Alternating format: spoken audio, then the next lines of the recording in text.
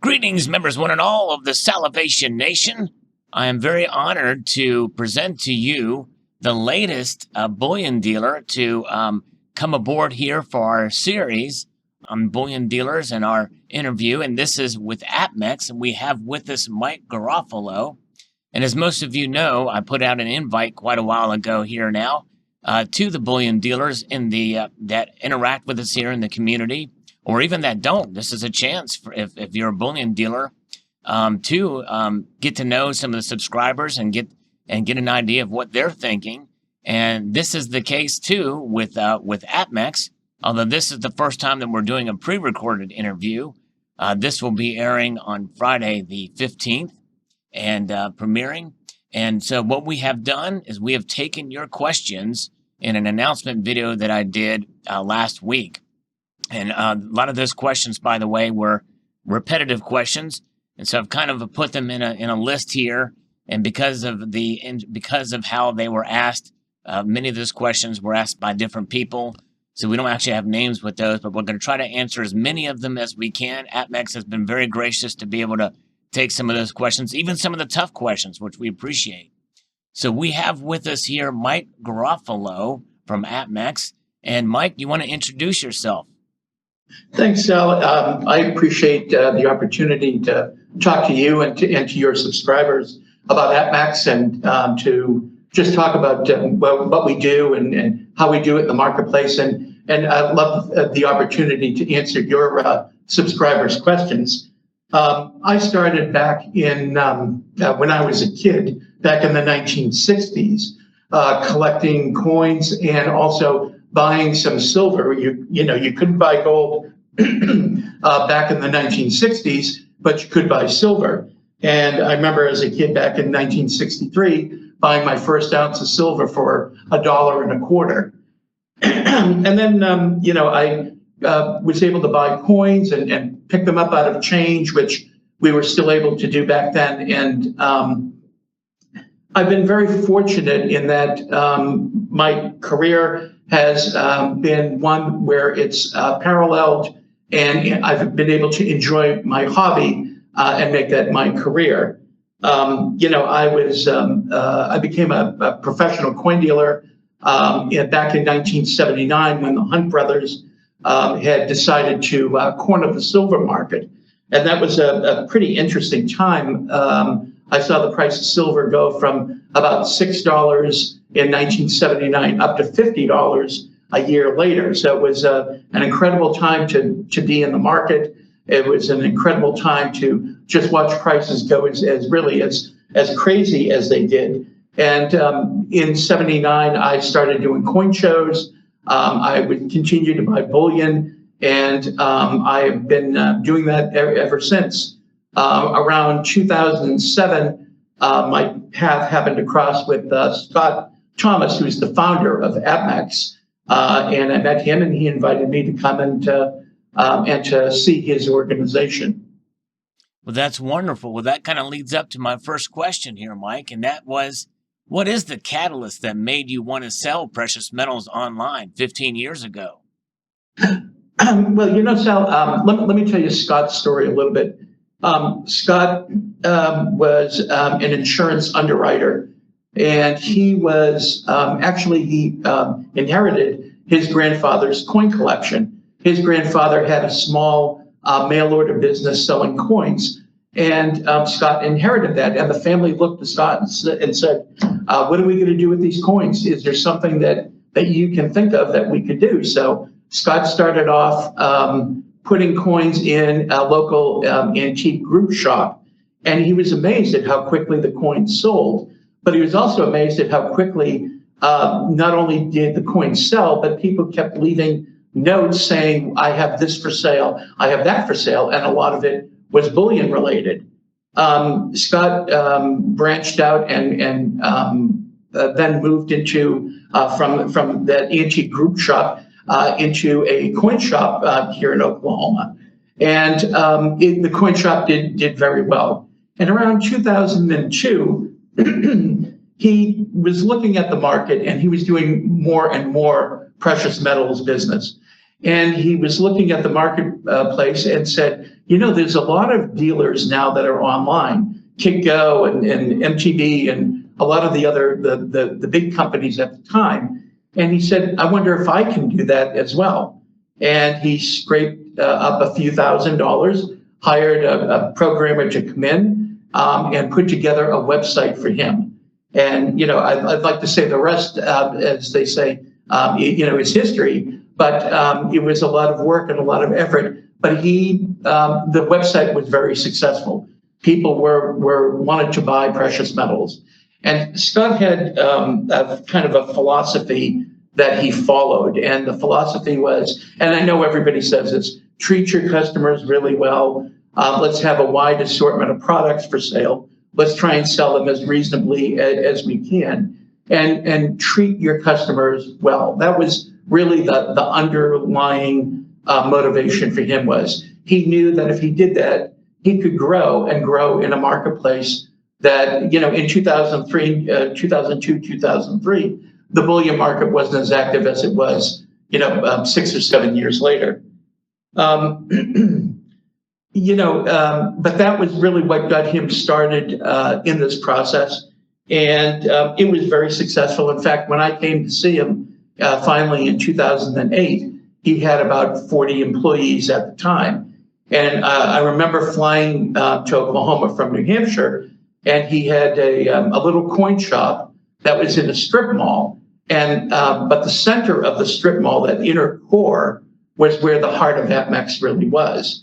And I remember walking around, and Scott introduced me to all of his employees. He knew what everybody did. He knew how long they'd been with the company. He knew what their family life was like. He really took an interest in people, and that was really surprising to me. And the same thing kind of carries through today. APMEX today is 240 people. We've really grown, really tremendously well throughout a good market and a market that's come down in prices too. And the reason that we have is I think it's in how we treat people. Scott had a sales team there, and the sales team didn't call people that they had already spoken to and tried to convince them now is a great time to buy this or that. His sales team didn't say to somebody if they wanted to buy a Krugerrand that was a low margin item, oh, well, you should buy this because it's, essentially because it's a higher premium for us.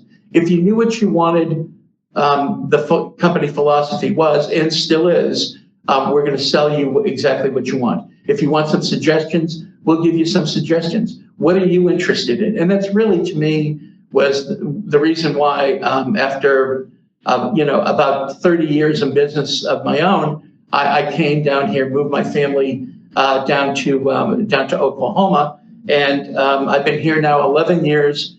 And his motivation was to find a place in that online market for APMEX, and I think he was very successful in doing that.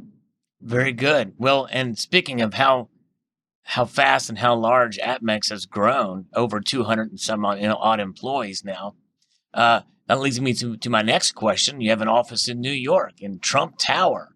And so can you talk a little bit about the story that made news some time ago, long before he walked down that escalator to announce his candidacy for president, about the exchange of gold for rent in Trump Tower? And when it renews, is it going to be another exchange of gold for rent? I'd love to talk about that story. Whenever I go online, there's an awful lot of things that I read about APMEX, and being an APMEX insider, I know what people say. And the great thing about having this interview with you and your subscribers is to be able to correct some of those things. Let's go back to 2011. 2011 was a great time in the precious metals market. So was 2009, 2010. Right. 2011 was the time when we saw gold hit its all-time high. It cracked through it, I believe, in March, $1,900. And it had been at $1,800 2 weeks prior to that. That's how fast the market was moving. You watch the news on TV, and it was the topic on all of the news stations, on the mainstream media. Every night you heard gold hit another new high today. And it was a great time to be a precious metal dealer. In fact, we even curtailed our numismatic efforts during that time period just to keep up with all of the bullion sales that we were doing. And the company was growing. So this was around 2011. And, not only were we interested in precious metals and the public was interested in it, but Wall Street was starting to get interested in it as well. And we found that we were doing a lot of business in New York with some of the major Wall Street firms. A lot of them wanted to put physical precious metals in the hands of their customers. And we thought having an office in New York would be a great opportunity to do it. And what better place than 40 Wall Street, right in the heart of the financial district. We found office space on 40 Wall Street. We took the 50th floor of 40 Wall Street. One of our senior management folks had a great idea, and that idea was, instead of just writing out a check to the Trump organization for our rent on our commercial lease, why don't we make a down payment and use APMEX gold bars? And so what we did is we actually had 3 kilo gold bars that we used, and those became the down payment on the commercial lease on the property. The rest of the rent payments were by check or by wire, but we were there. We actually had the office space there 2011 through 2015. Now, what changed? Well, office space in New York, as you know, is fairly expensive. But what really changed for us was the price of gold. As the price of gold topped out in 2011 over 1900, what happened at that point was Wall Street's interest, as the price of gold started to come down, cooled a bit. And so we found that we were doing a little less business with Wall Street, but our business here was thriving. And an opportunity opened up back here in Oklahoma City for us to take over the location of the former Federal Reserve Bank of Oklahoma.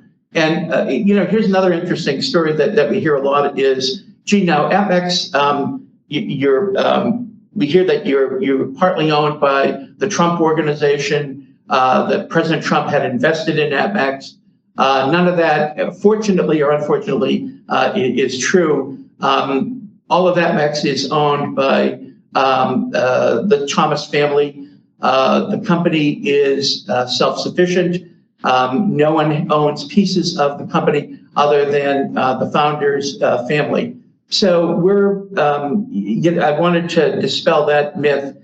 We didn't renew our mortgage, our lease at the time because there was really no need to. And one of the things that we were able to do is we were able to move into the space that was vacated by the Federal Reserve Bank of Oklahoma City.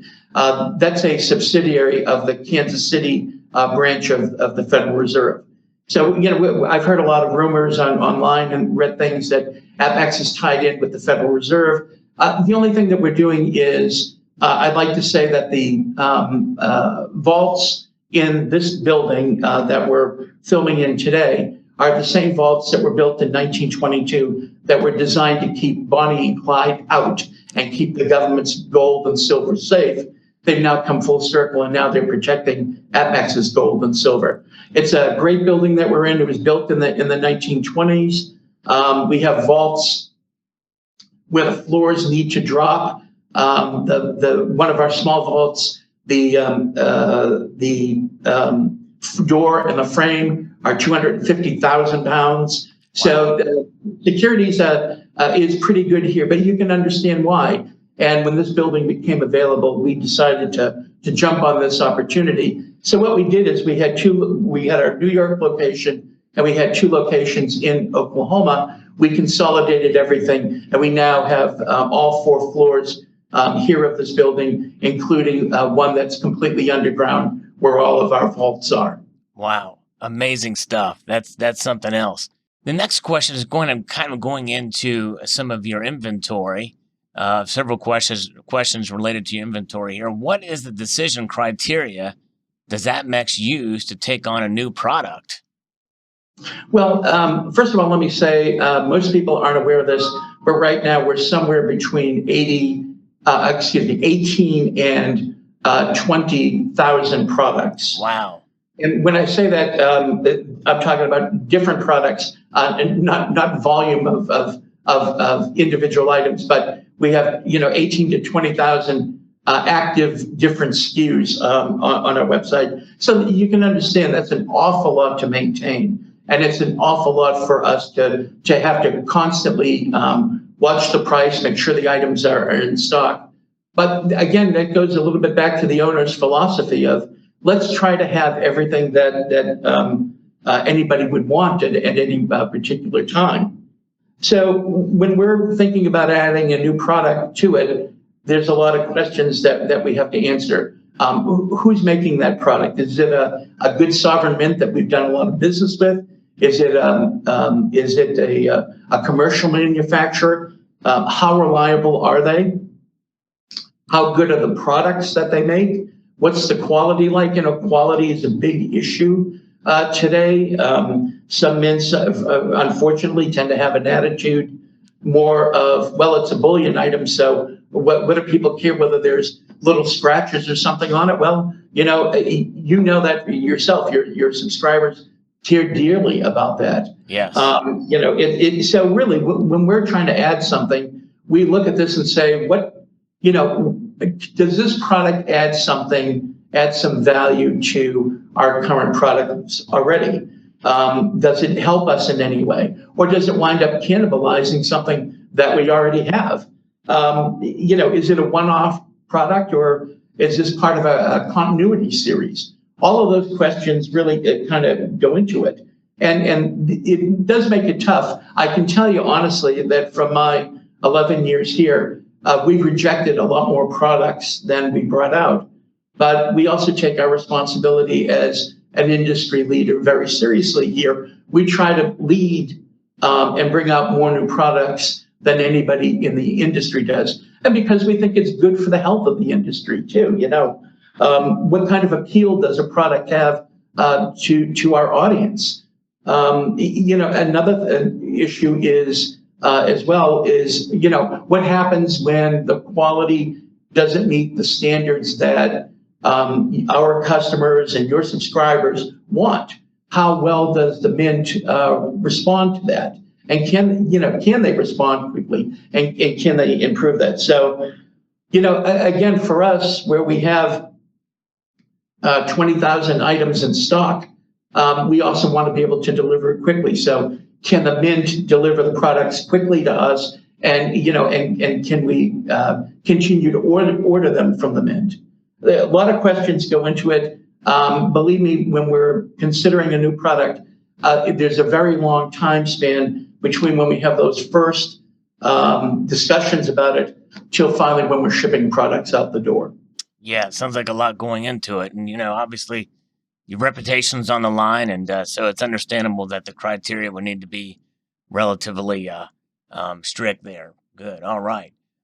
So what are the biggest changes you've seen in the online precious metals market since you've been in business?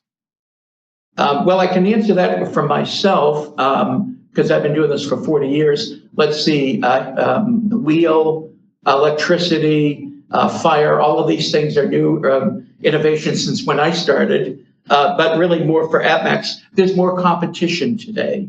The internet makes even small companies look like they're giants. It's a very highly competitive marketplace.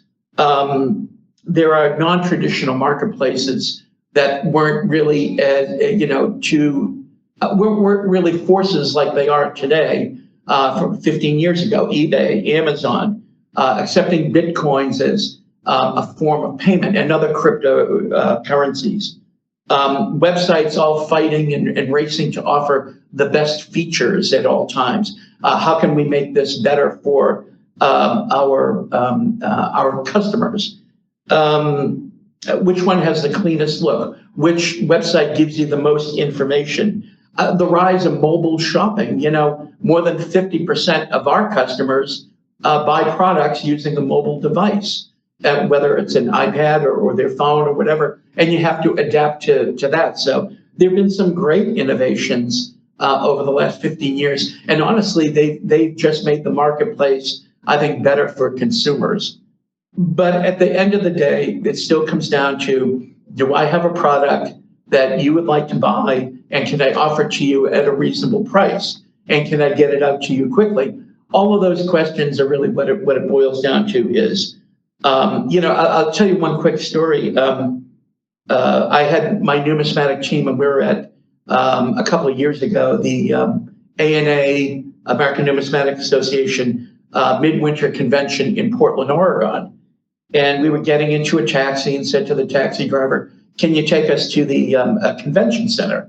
So he's driving down the road, and you can see the marquee out front, and it said, coin and bullion show.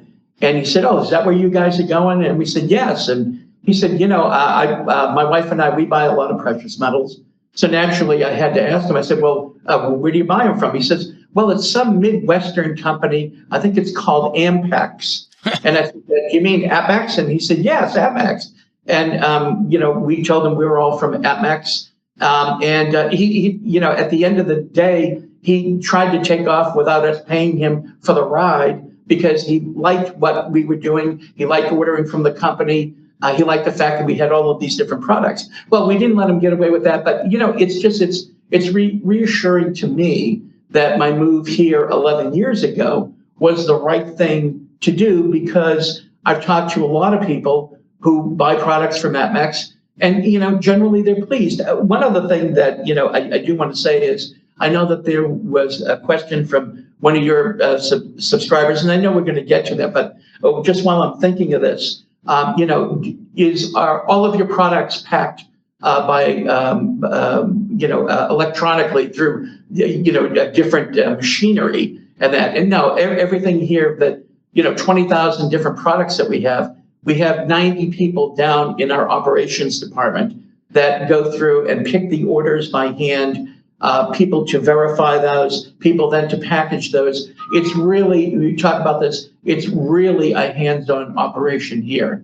And that really is a great thing about it. I just want to mention that while I was on this, because I want people to know that, again, a lot of hands touch the products that you order before they go out the door. And we're human beings, we'll make mistakes too. It's what we try to do is make sure that if we do make a mistake on something, that we take care of it, and we take care of it so that, the customer feels that we're on their side. That's good. That's good. All right. Well, thank you for that.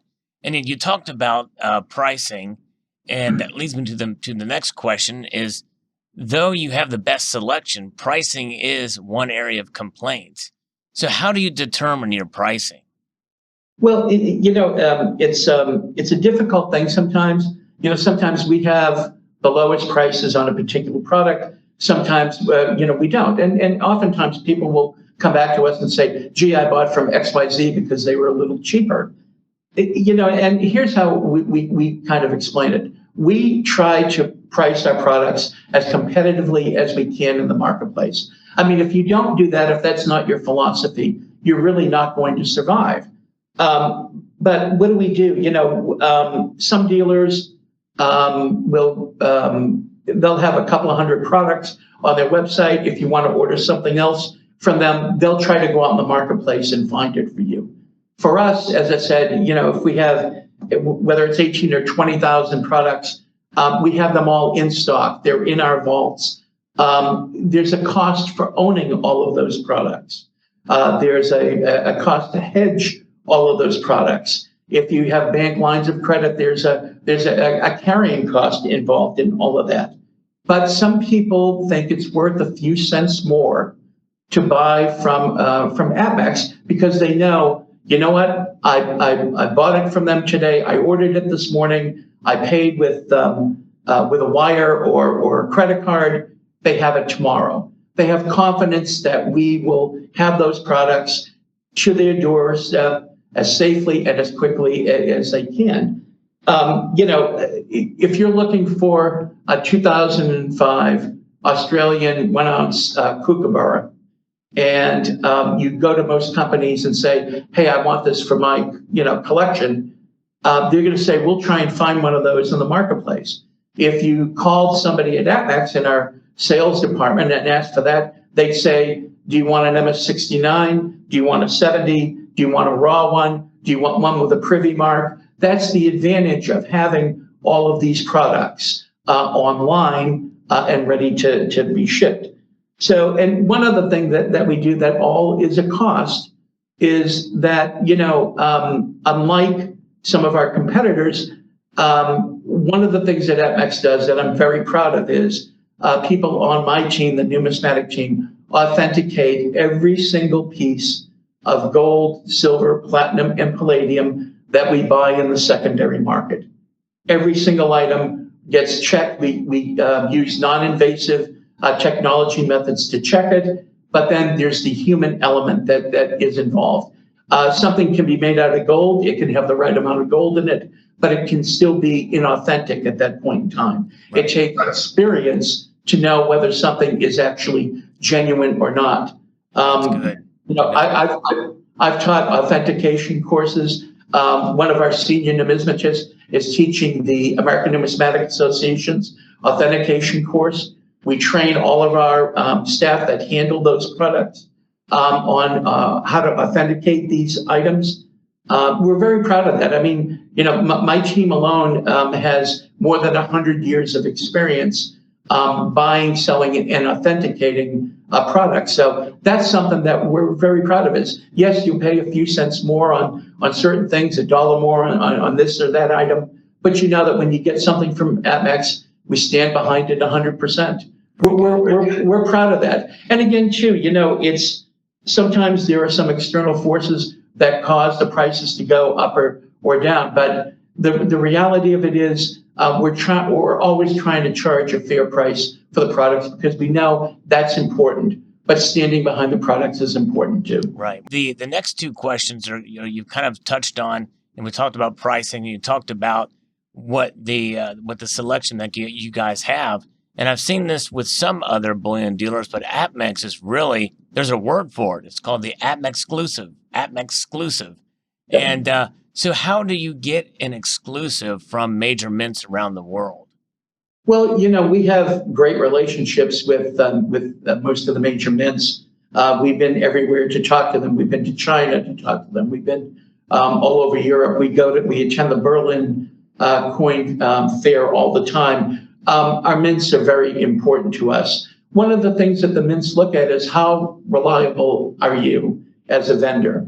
Do you have a good reach? How are you going to promote our products to your customer base? The mints are very careful in the selection of their partners, as are we, and as all precious metal dealers should be. You're representing a mint when you take on one of their products. And for us as well, too, we've had some situations with some mints where we've talked to them and said the quality of this product isn't good enough for us to sell to our customers. And that's really where the dilemma comes in sometime with a mint responding back, yeah, but it's a bullion item. It's not one of our proof coins. I think the mints are understanding this. Particularly some of the smaller mints are really starting to get it, if you will, that they are understanding that quality is very important. Sometimes a mint ships something very, very carefully. They package it well. It's in a nice capsule, and they do a great job with it. And there are other times where we stop before we even get started in selling the products. And we're back to the mint saying the quality isn't right. You can't ship them in a tube where the tube isn't tight. We see these situations a lot of time. But, when we get an exclusive from a major mint, we promise them that they'll get a good reach with our customer base. We'll market it well for them. We'll represent it well. We've already discussed the premium that we'll charge, and they're accepting of that, so that The worst thing in any one of these deals is, as I'm sure you know and can imagine, is having a surprise. Because generally speaking, the surprises are not good surprises. They're usually surprises that are unpleasant. So we try to work out all of that before hand to make sure that our customers aren't disappointed and they like it. One other thing too is how quickly can you distribute the products? How quickly can you get them in the customer's hands? And for us, we've turned down some opportunities to have an exclusive because we didn't like the subject matter of it, we didn't like their presentation of it, or candidly, we didn't like the premium that we would have to charge in order for this to be financially feasible for us to do it. So it does kind of go both ways sometimes. All right, well, thank you for that. Very good. Speaking of which, and on these APMEX exclusives or just limited mintage products, this is a point of kind of contention with many in the community, including myself, to be honest. Can you explain what I term as the price throttling model? Do you know what I mean by that? I think I have a pretty good idea about how the prices change as the products get sold. Is that That's what you right? mean? That's right. Yeah. So for those of you who aren't aware, what happens is times where a product will be listed on the site, and it's not just APMEX that does it; other companies do as well. But the price will, after a period of time, the price will jump up a bit. It may be one price issued at $29, and then it'll jump up to 36, and so forth and so on. And so, can you explain about why you do that? And then I'll offer a kind of a suggestion of, after you explain it, of an alternative that may help the community, maybe a better model for you. Well, let me just say that what happens sometimes is, a mint comes to us and says, we'd like you to be the primary or lead distributor on a particular product that they're bringing out. The thing that we sometimes don't get is we don't get the entire allocation of what's available, because even though they know APMEX has a great reach, we have hundreds and hundreds of thousands of customers. They want to make sure that other competitors have a stake in this as well too, which is perfectly fine. But the problem sometimes happens then is you wind up putting a price out, let's say like at $29 for a silver item. And then what happens is it sells way better than you had ever imagined it would. So now you've sold out your entire allocation at $29.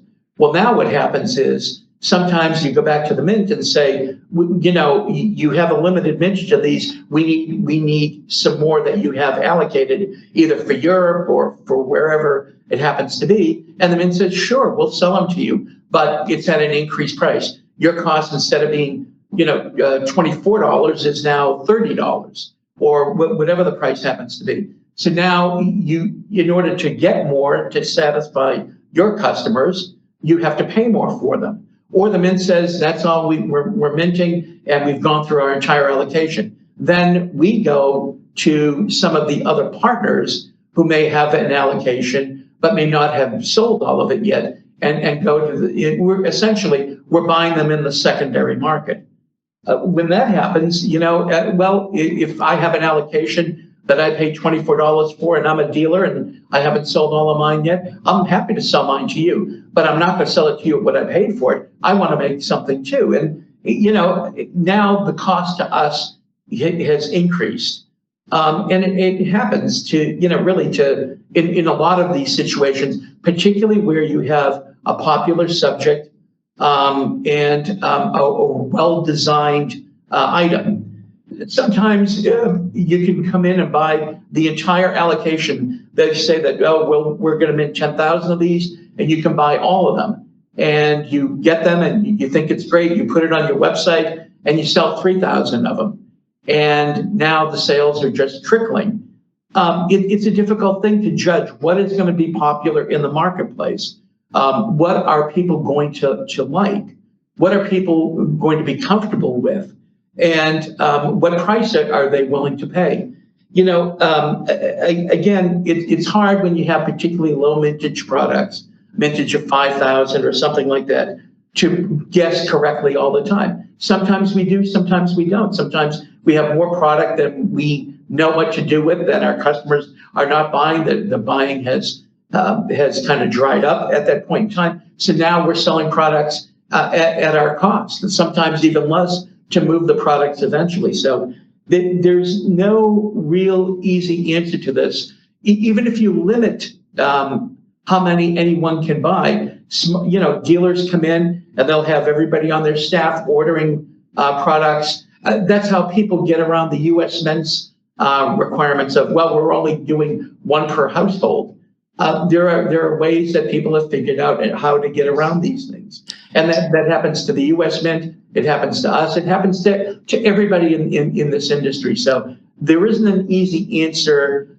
The one thing I would say from my experience has been the customers who come in early and get an allocation, that when it's first offered, generally speaking, will do better than the customers who don't. I know that's easy to say, and sometimes you can't get in as part of that allocation.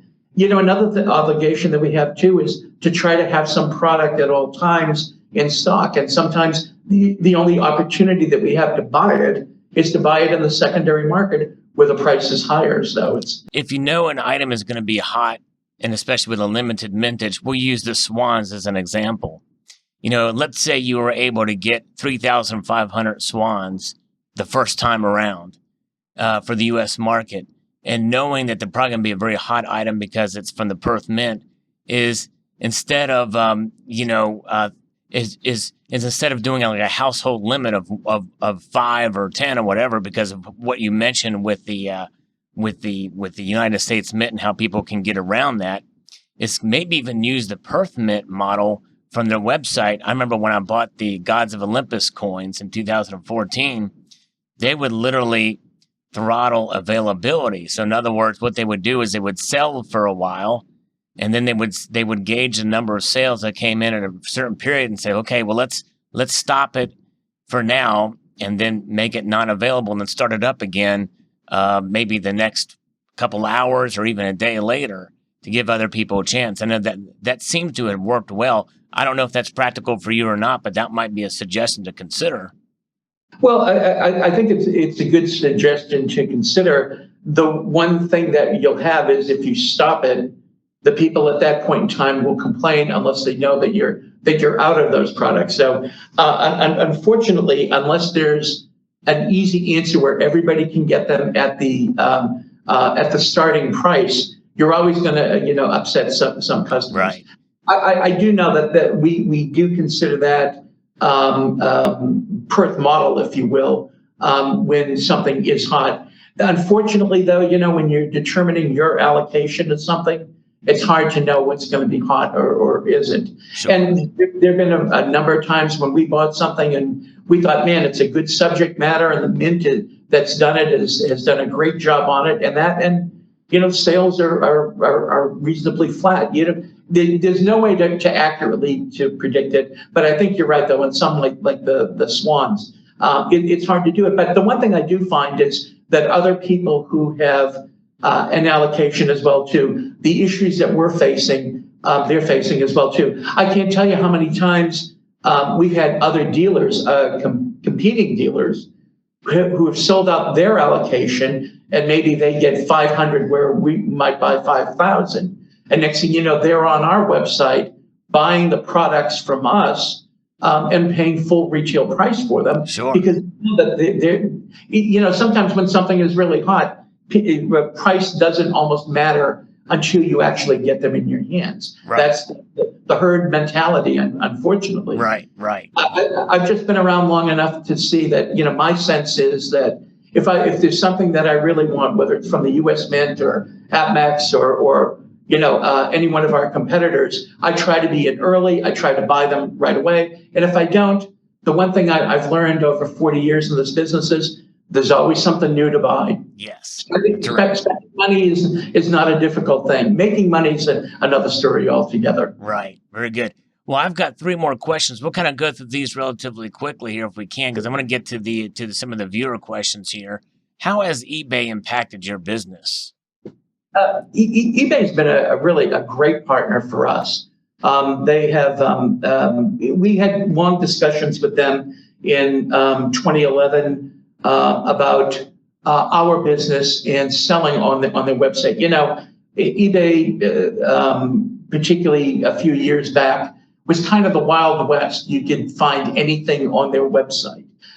Things that anybody in the industry would know were counterfeit, were retoned in some manner. There's some issues with those things, but they're selling anything and everything. How can you possibly be expert in every single facet of it? It's impossible. So we had some conversations with them, and we wound up opening up a storefront there that they were able to point to us and say to their 170 million registered users, here's a company that we know will back everything that they sell to you. And it's been a really good relationship with them. They've been very innovative. We have probably 15,000 products on their website. We have a 98.7, I think, positive feedback with them. They've been a great partner, but they have some shortcomings as well too, and that is that we've tried to help them understand how precious metal dealers work. One of the first conversations that we had was, this is not like selling lawn furniture or electronic equipment. Our margins are very, very small. And when we talked to them about that, they had a hard time really believing that. You sell an ounce of gold and you make 2%, 3% on it. How do you even survive? Well, it's, the hair washing thing, lather, rinse, repeat, lather, rinse, repeat. Right. You put it over and over and over again. So, they finally do understand it that, now when we're trying to run a special or something, they know the limitations of what we're working with. We can't offer 25% off our price. We can't offer 10% off of our price like some other people who sell different types of products do, because our margins are much smaller. But they've been they have an enormous reach. They're a very innovative company. They listen to us when we talk to them about the issues that we're having or our customers are having, and they try to be responsive. It's been a good partnership with them. We've seen it grown year after year after year. In 2016, I think we were their seller of the year in our category, and but we've also expanded a little bit beyond eBay as well too. We also sell on Amazon and we're on Walmart as well too. So APMEX is constantly looking for new sales channels, new ways to sell our products and to reach more customers. Very good. Yeah, and I should make a note that at least the times that I've checked, usually the eBay price, unless it's a special, so many percent over, boy, even those, you'll match those on your website too for the credit card price typically. So yeah. Right. And another thing too is, on eBay, there's no shipping costs, but remember too, eBay charges everybody, even their bullion sellers. There's a fee that you have to pay as well to be able to use their platform. So, sometimes you look at a product on the APMEX website and it's cheaper, and sometimes it's cheaper on eBay. It just depends on what the price of that product is, and and if you're counting shipping costs as well, if you're at $99 or more, then the two platforms are equal when it comes to shipping. Right. Exactly. Yeah. Speaking of shipping, can you discuss shipping and insurance liabilities? Do you have 3 hours? Yeah, I know. I was going to say that's a pretty hot topic. There's a lot to it for sure. Just kind of in a nutshell, because I do want to really get along to the to some of the viewer questions, but kind of in a nutshell on how you deal with the Postal Service, with UPS or FedEx. It's a very high tech process right now. Sal, it's a lot different from what it was when I started in the business. Precious metal companies are prone to getting a lot of fraudulent orders. People who, are doing bad things love to buy precious metals because they're so easy to turn into cash. And so, also as a precious metal dealer, we're monitored by FinCEN, the Financial Crimes Enforcement Network. All of us are, to make sure that we know our customers, that we know that our customers are not on any government lists, that we know that who the customer is. I know one of the questions that one of your subscribers had is, why can't you ship a product to me, and why can't I buy it and have it shipped to another address? Well, it's because we need to match your name and up with your address in order to make sure you're you. Right. The bad guys who are stealing credit card numbers say, yes, I'm John Smith, but this is my new address. Ship the products here. And as you know, because they're a very low margin product, but fairly expensive, you ship a couple of ounces of gold that goes to a fraudulent order, and it takes a lot of orders at 2% to make up what you just lost. Exactly, that's right. So we have to be very, very strict about that. There are anti-money laundering laws that we fall under, that we have to make sure that our customers are not on government lists, and we run them through various OFAC lists. We make sure that our products are insured from the minute they leave our facility until it gets into your hands. Right. But the things that we do, some of them I can't talk about. A few other things I can tell you that we do is we don't allow packages to be rerouted, because that's a big problem as well too. Somebody gets a number of a package, they don't know what's in the package, but they will try and reroute it to a different destination. We have a team here at APMEX that watches our shipments as they go out the door, and literally they're watching them online to make sure that there's no funny business with them. But for our customers, the one thing that I want them to know is that you get tracking numbers, and you can watch the progress of your product as it makes its way to you. We try to do it in the safest way we can. Unfortunately, sometimes if somebody leaves a package on someone's doorstep, or leaves it, even though it's signature required, not much that we can do about that once that's out of our hands. Right. But at least the customer knows that it's safe, it's secure, they're not going to lose anything. They may not get it as quickly as they thought because now the package is missing, but it's fully insured. We never send anything out the door that isn't. And one last thing I will just say about shipping is that we're constantly changing our process. We changed the name that we used for shipping the products out the door. Package never says APMEX on it. And the reason is there are always people who try to be one step ahead, yep, trying to crack into what our system is, and we don't do it. We have an entire shipping team and a logistics team that this is all they work on day in and day out, is just to figure out new ways to stay one step ahead of the bad guys. Very good. All right. Thank you. That's good. That's good. You should be aware of that. And very sure. All right. Well, this is the 15th anniversary of APMEX. And so the final question that I have will be, where do you see APMEX in the next 15 years? Well, let me say something. I'm in my 60s. 15 years from now, I hope that APMEX is not only an industry leader in precious metals still, but I want us to be that way in numismatics, in currency, in ancient coins, in a lot of different areas, because that's a direction that we're moving in.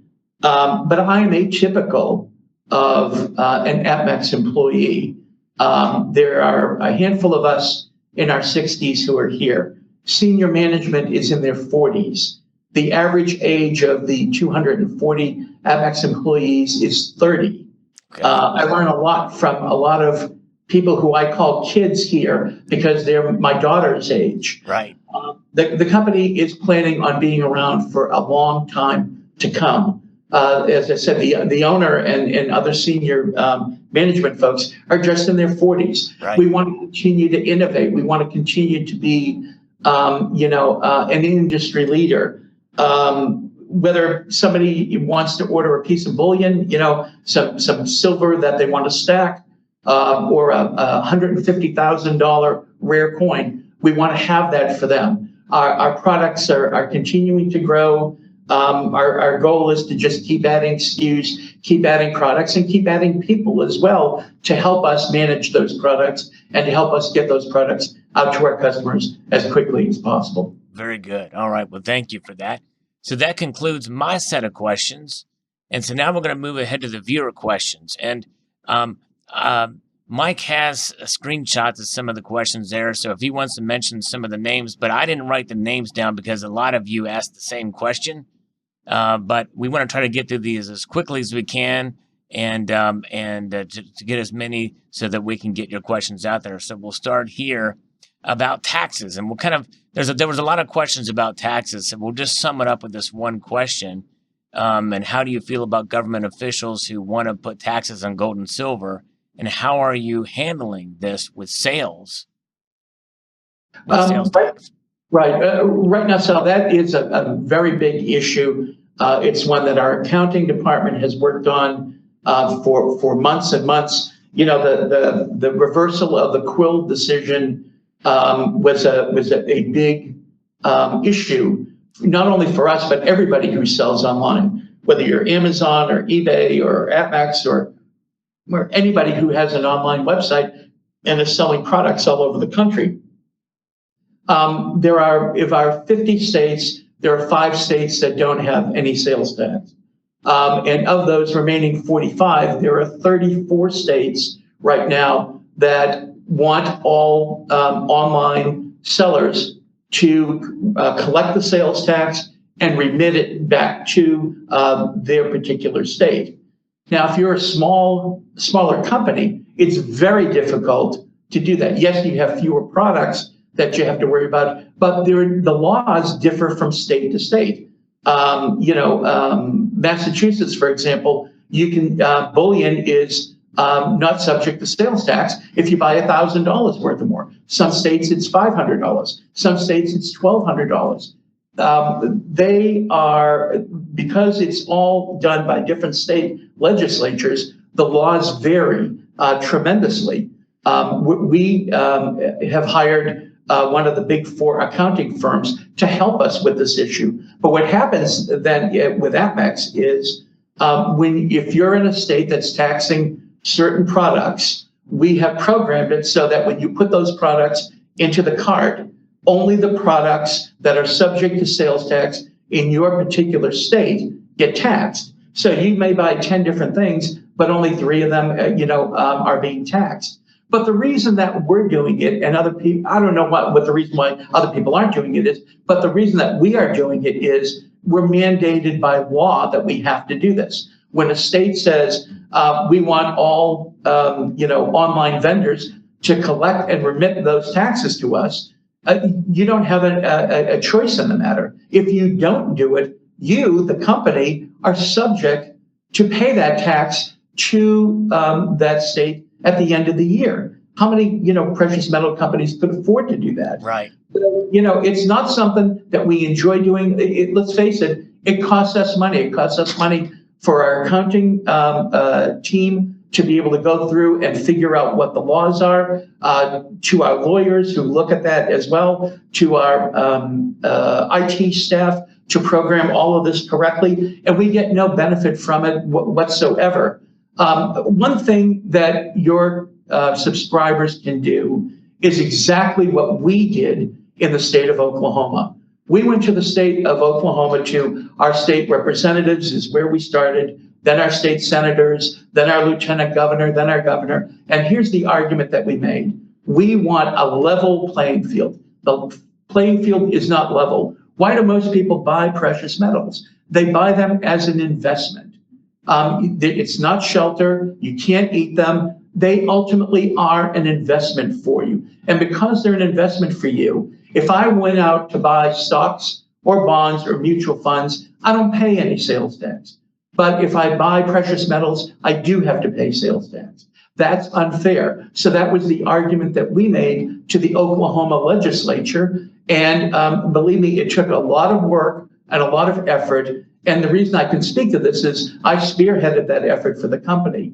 I went and lobbied them quite a bit till they made them understand that not only would this create a level playing field for APMEX, but we'd be able to grow our business, have more people coming in here. We would hire more people. We would pay more taxes. They would be earning wages. They would be spending that money. It would be good for the economy. So what your subscribers can do is they can complain to their state legislators, go to them. These are the people that they vote for that are representing their cities, their towns, their districts, their wards, and argue with them about the fact that why should precious metals be taxed when other investments are not?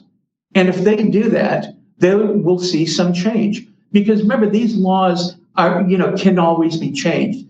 A state that has sales tax, Oklahoma had it. We were in a deficit at the time, and they said there's no way that we'll pass an exemption on it. But when the legislators heard that, they understood why we were trying to do what we wanted to do. And we didn't do this for us. We did this for everybody in the state of Oklahoma. So every seller, whether he had a little coin shop or he had an online business or was selling on eBay, benefited from what we were able to get passed through the legislature. And we worked with ICTA, the Industry Council for Tangible Assets, in making sure that that happened and it got through, and we had written the laws in the right way. And that's something that your subscribers can do. They really should be complaining to their legislators about why this is unfair to them. They shouldn't be penalized for wanting to buy coins, bars, other types of precious metals, and want to put that and have a hard asset in their investment portfolios. But believe me, it's not something that we enjoy doing, collecting these taxes, but it's something that unfortunately we're mandated to do. And ICTA is a good resource for sure, and they could probably put you in touch with state lobbying groups as well that could help coordinate and focus and spearhead some of these efforts in other states. But that's wonderful that you're able to help spearhead that with the state of Oklahoma. Very good. Thank you, Mike. Real quick question here. Somebody wants to know any possibility of the 5-ounce snap bullion bars coming back? I know that we had some 2-ounce snap bullion bars out there. It's something that we're thinking of. And in fact, our own subsidiary is looking into whether that's something that's feasible that they could make. So just stay tuned on that. They were very popular. People like the idea. You buy a 5-ounce bar and you can break it up. The same thing is true with the 2-ounce ones. I was looking on our website to see how long it's been since we've had them, and it's been quite a while. So, but I think they were a great idea. They were good sellers. I would be surprised if within the next year you don't see something like that in the marketplace. Very good. Another very popular question. Would you considering doing at-spot deals, like an ongoing at-spot deals? Like some companies will do like a 10-ounce bar or 10-ounce rounds and exchange it out for silver at spot. We would consider that when we've done at-spot deals in the past when it's financially we've been able to do it. As you know, most mints or manufacturers don't like to sell their items at spot, so it's difficult to do that. But we're also aware of what's out in the marketplace and that some competitors do it. So it is something that we are considering here. We've got time for about 2 more questions. Okay, 2 more questions. All right, let's see here. Wow, yeah, we barely hit the iceberg. Let's see. Let me find ones. A veteran and military discount. That was another popular question available. I think that's a great idea. I'm going to suggest it, and we'll have a conversation about it to see if it's doable. We can't thank our veterans, for their service, as much as we would like to do that. I also think that, if you're going to do that, do you deny first responders, a discount as well too? It's a difficult thing, but it is a conversation that we'll definitely have here. And I know while you're looking for another question, somebody asked, I'm from Oklahoma City. How do I get an internship at APMEX? Send your resume to careers@apmex.com. We love to do that. We love hiring interns to come in here, look at our business, see that, and see if they work out. APMEX is always hiring people. We're always looking for people who have a passion and a talent for what they do. Very good. And here's another important question. How about e-check, ACH online check as an option? You can use an e-check. You have to have one order with us so we know that who you are prior to that. But you can use an e-check. What I would suggest is just contact our customer service department, and they'll help you get that set up. But yes, we do e-checks. I believe we don't do ACH payments because they can be recalled. Okay. But as far as doing e-checks, we're happy to do that. We're happy to have you pay in any manner that works for both you and for APMEX. Another real quick one. Why put coins in sealed plastic bags and not in flips? Until we started seeing some of your subscribers' comments, honestly, I was not aware that they were putting scratches on the coins. We do it as a matter of convenience. It's very quick. When I can't tell you specific numbers, but I can say that we shipped out hundreds of thousands of orders last year. So time is of the essence. We have a very well-oiled machine downstairs, and that's the 90 people who are working down there, pulling orders and putting orders together. And we did that as a matter of speed and convenience and safety. And if that's not working, it is something that we will take a look at and try and see if there's a better process. I mean, do we need to put something in flips rather than in the baggies? If they're actually scratching up the coins, that's something that we would like to know about it. I've seen it. And yes, flips would be better. Okay. I think. Yeah. Because those plastic bags, what it is they rub more freely against the coin, and I don't know if they're PVC free or not. But to me, it almost seems like more work to have to seal these and put the SKU number on there and the label. Well, as I said, it's a pretty well-oiled machine that we have, and putting coins in the baggies is a pretty fast process. But we don't want to damage the product. We want to make sure that it's going out in the best possible way to our customers. So I promise you and your subscribers that we will definitely take a look at that and see if there's something that we can do. Very cool.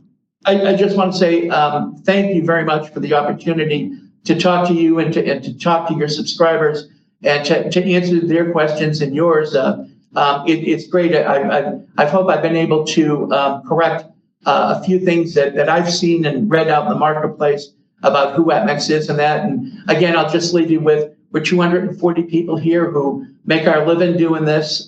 We take a lot of pride in the company. We have a great owner. The company treats us well. And from my own personal perspective, I wish I was 10 years younger to spend another 10 years here at APMEX, but I'm not. So again, thank you, Sal. I appreciate this opportunity to speak with you and with your subscribers. Well, thank you, Mike Garofalo. I appreciate you very much being here and for you guys taking the time out.